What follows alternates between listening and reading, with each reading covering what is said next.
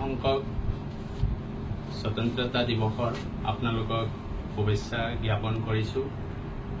আজি আমি ইকটেক পেপাৰ্ছৰ ফালৰ পৰা সকলোৱে একত্ৰিত হৈ অতি আনন্দ উল্লাসেৰে ৭৮তম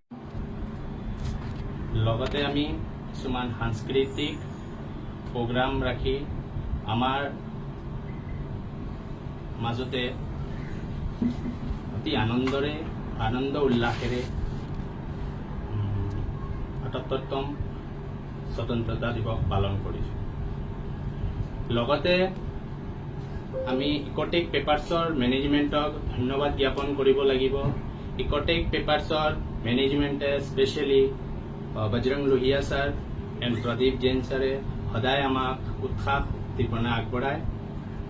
যিকোনো প্ৰগ্ৰাম হওক, মেল ফাংচন হওক, আমাক আগুৱাই যাবলৈ সদায় উৎসাহ দিয়ে আৰু সহায় সহযোগ আগবঢ়ায়। লগতে মই আপোনালোকৰ হৈ সকলো সংবাদ জগতক অনুৰোধ কৰিম যাতে ইকটেক পেপাৰ্ছখন এখন ইকটেক পেপাৰ ফেক্টৰীখন যাতে ভালকৈ চলাই নিব পাৰোঁ, তাৰ বাবেও সহায় সহযোগিতা সদায় যেন আগবঢ়াই যায়।